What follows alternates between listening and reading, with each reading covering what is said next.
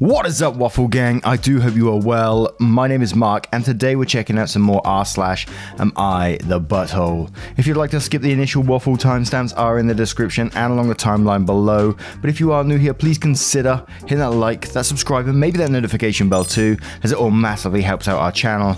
And before we do get into today's stories, I just want to do some member updates because we had a couple. We had Essie with a rejoin, Vanessa D. Donato, M. Schaefer, and Chloe M. rejoining us. Thank you so much for your support and for everyone for spending 20 minutes or so with the channel. Let's crack on with today's stories. Much love, guys. Now, our first story comes from Well This Sucks 8. Am I the arsehole for telling my brother not to bring his wife to family events? I come from a very orthodox family. There are certain rules for women in my family, like not wearing revealing clothes, even jeans and shorts, makeup, and roaming around alone at night. I'm aware that most of it is unfair, but they won't change, and I can't move out without losing all contact with my family. A few years back, I started attending this language class.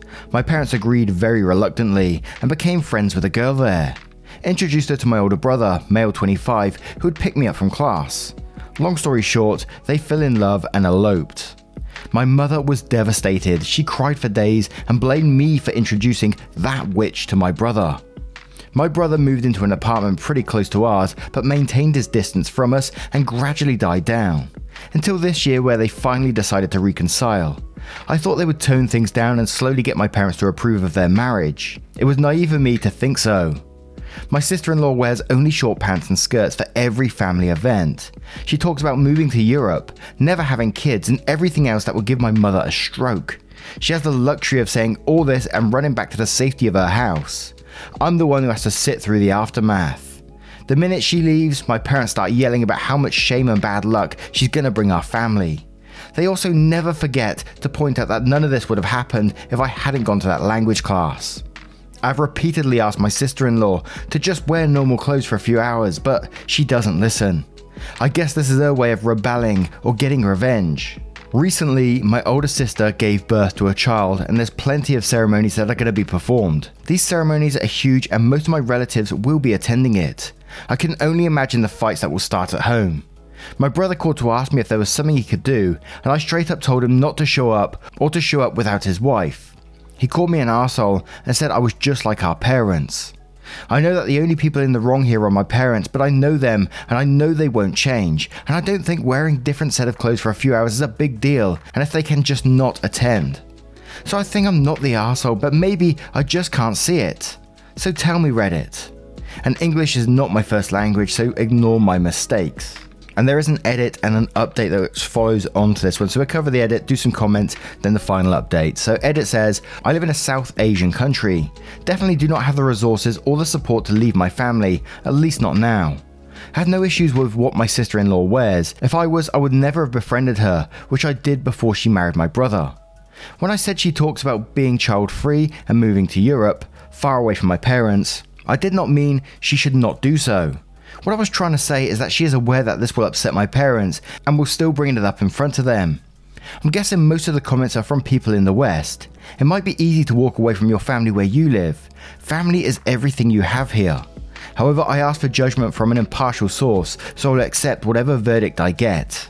So we'll start straight away with some comments from 5th PLL, who says, you're the arsehole. Absurdly controlling behaviour, which at that level seems downright abusive in its own right, doesn't get a pass because the people doing it believe the supernatural. You don't get a pass because it's easier to appease the believers in the supernatural than to stand up for someone else's basic human dignity to live freely. To which Square Mark 8075 replies to this one saying, look at it this way. If a non-Muslim person goes to a Muslim party and eats pork in front of them, or visit a Muslim household with pork, that would be disrespectful to them, right?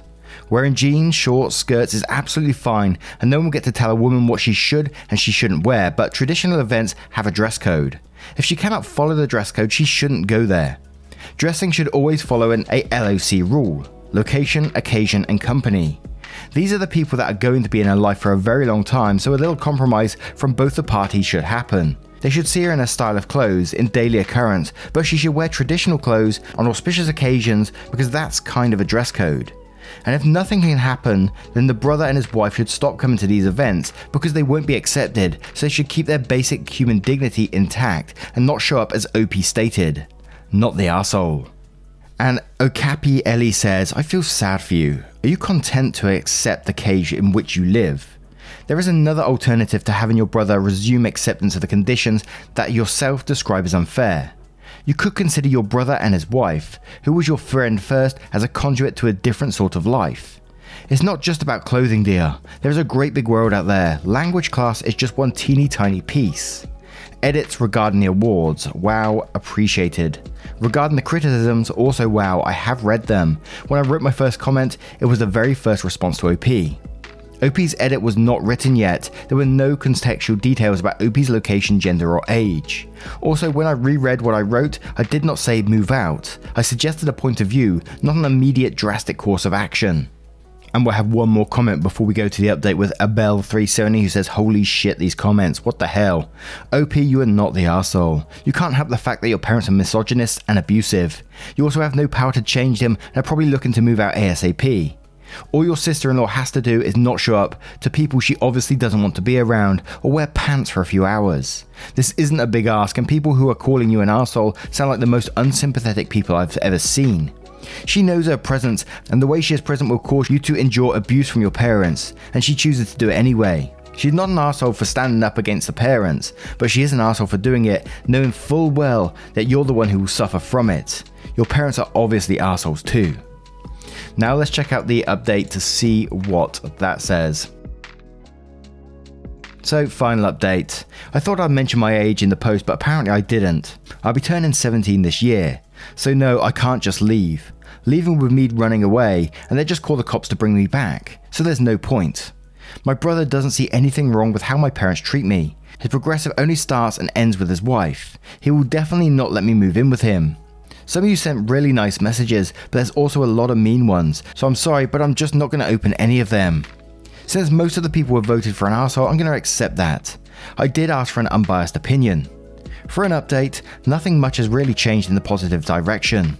My brother was really annoyed with the way I spoke to him yesterday, since I'm younger than him, so he called up my mother to complain about me, which just ended up with them having more arguments. There is a silver lining though.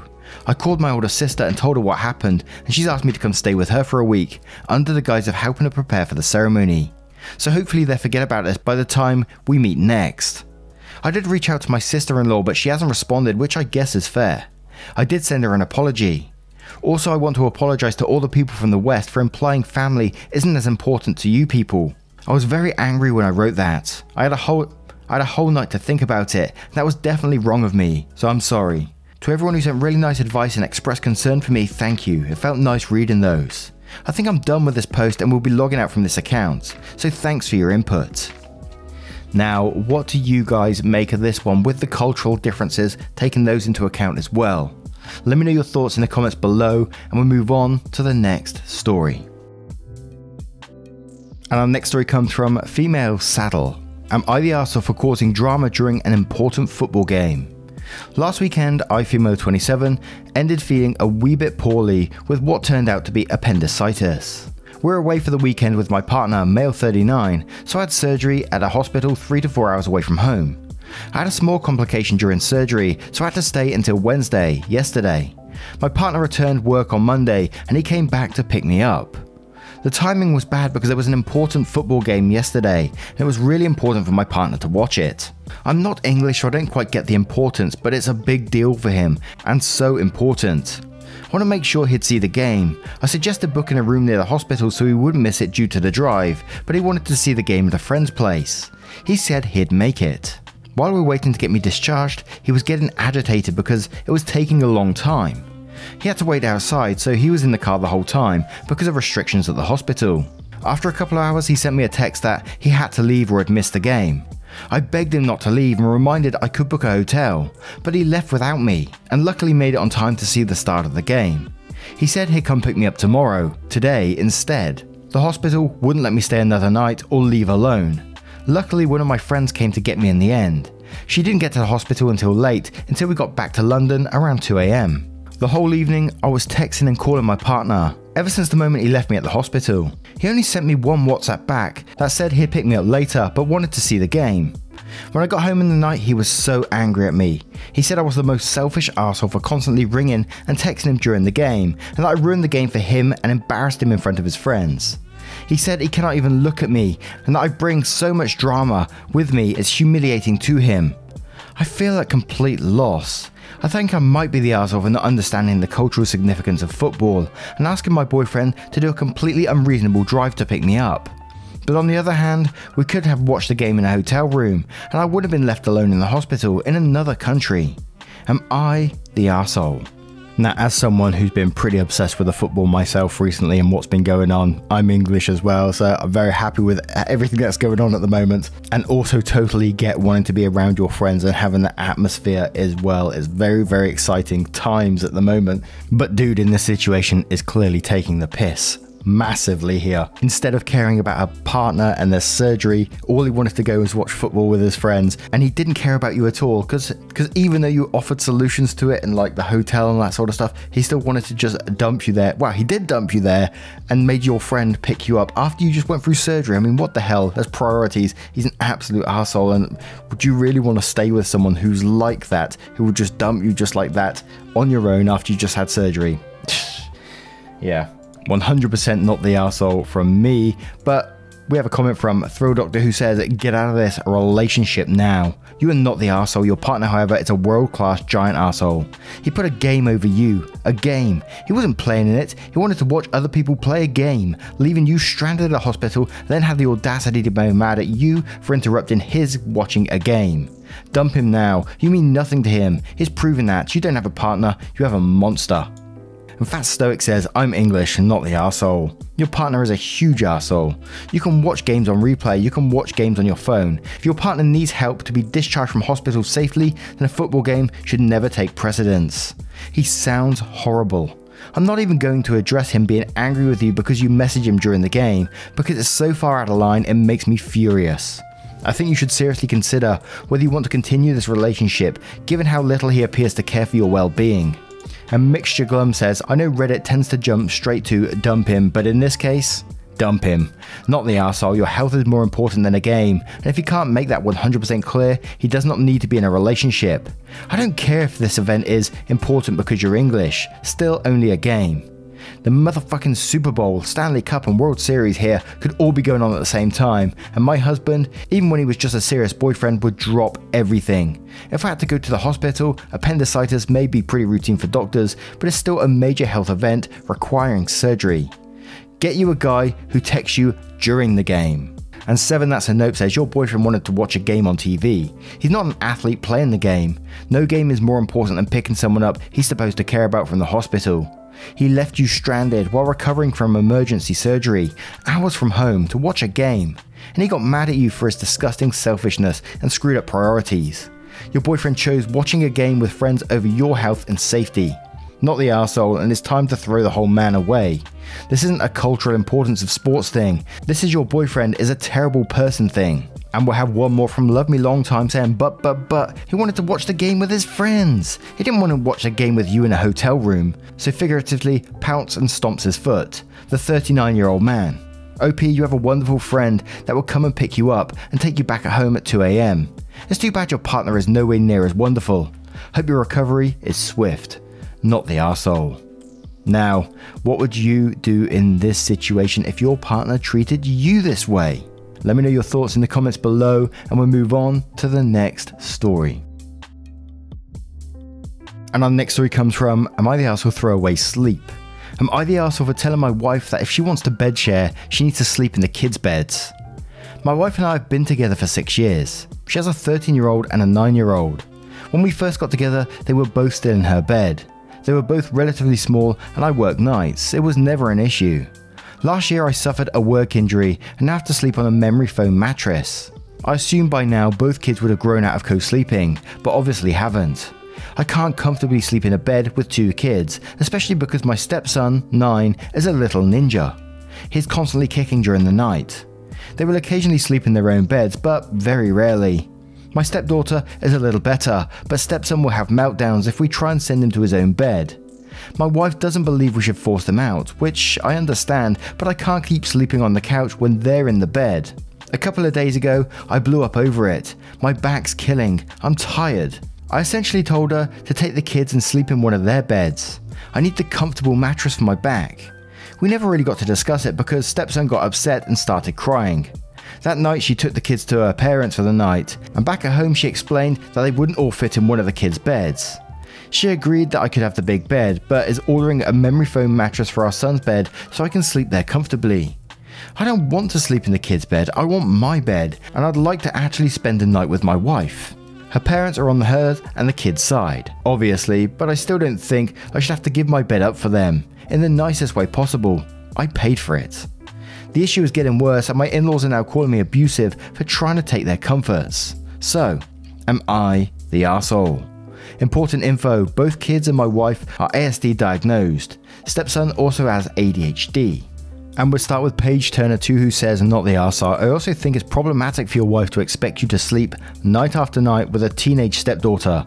That aside, kicking you out of your own bed so she can sleep with a teen and a tween is a strange dependency on her part. Is she planning on moving into their dorm rooms or going on their honeymoon in the future? Just know, time to grow the kids up and have an adult relationship with her husband. Four Thanks to Follow the Rules says, not the arsehole, yikes. I watched my mum force my dad to sleep on the couch their entire marriage because she'd rather have a kid in her bed. I was the oldest and slept with her until I was 10. I'm an adult now and still have a hard time sleeping if I'm home alone. It made things worse for me. Eventually my dad got fed up and divorced her. Rule number one for my husband and I when we have kids was no kids in the bed, with the exception of a nightmare or sick kid or something.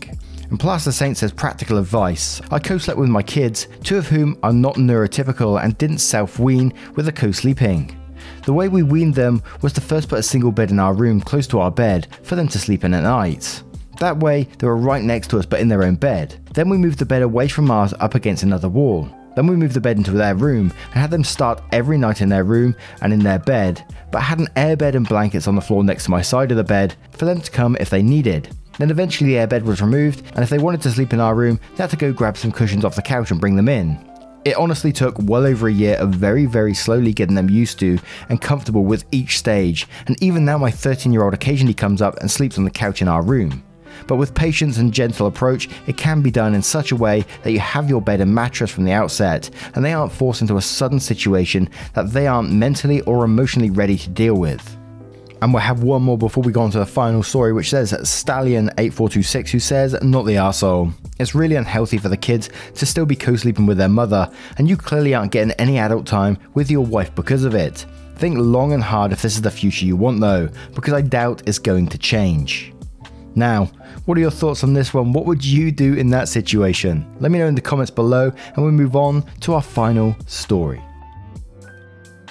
And our next story comes from Pickle Weasel Nene. Am I the arsehole for talking about my aunt's watermelon ass? My son and his friend put up a tire swing in their yard for my grandchild. I posted a picture of me swinging on it on Facebook. My aunt, dad's sister, commented on it saying, I hate skinny people. I'm not one for Facebook drama, so instead of commenting back, I called her. I basically said that I don't talk about her watermelon ass, so she shouldn't be talking about my weight. Now, all of my aunts, 5 of them, are mad at me because apparently skinny people can't be body shamed and that I should have told her first, but I don't like those comments instead of straight out calling her out on her watermelon ass like I did. I don't think I'm an arsehole because it's not like I told her that I'm skinny because my sisters and I have always exercised more, so we didn't inherit the family's watermelon ass, but skinny is also something I didn't really have to work for. It's just how I am. Now this is going to be an everyone sucks here, obviously, because, you know, you're applying to Facebook drama. You said you didn't want to get involved, but you phoned them up and then called it like watermelon ass. So yes, that will absolutely make it and everyone sucks here in my opinion. Yes, she was totally wrong for bringing up Facebook drama to begin with by posting it on there that I hate skinny people. That's totally not on thing to say, but so is calling someone a watermelon ass at the same time. So I'm going to go with an everyone sucks here. And how many times was watermelon ass said in one post? Gee whiz. And Easy to Kidnap says, everyone sucks here, but I'd upvote twice if I could because this story is hilarious. Next time, don't go down to her level. But Christmas 850 says, everyone sucks here, including me, because I can't stop laughing at watermelon ass. And Erica Campbell fan says, everyone sucks here. She shouldn't be talking about your body, and you shouldn't be talking about her. You both suck here.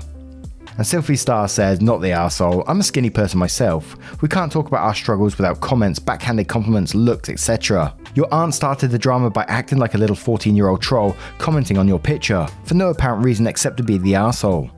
Of course your aunts, who probably share the same body type, are going to defend her, but you also have just as easily commented back on the post yet instead chose to call her. She should be thankful she's not getting called out for skinny shaming on your page. And Madeline Gumbo says everyone sucks here, it's 2020, stop Facebook drama, even if you're just dragging into a non-Facebook settings. Aranerio says everyone sucks here.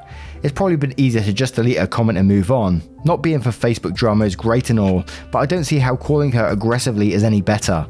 It's just unneeded drama in a different form.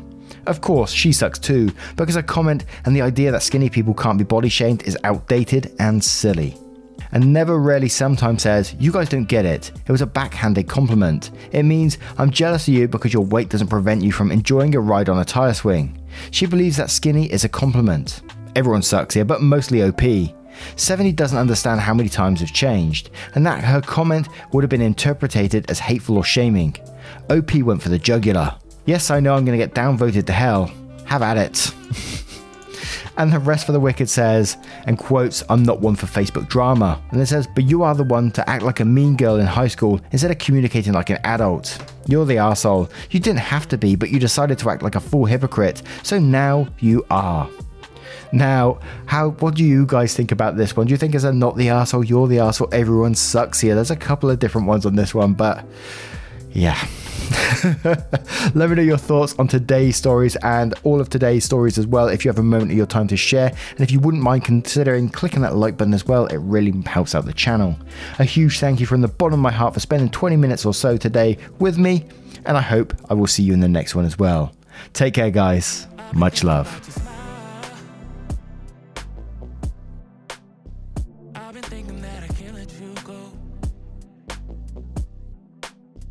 Can you wait a little while? Why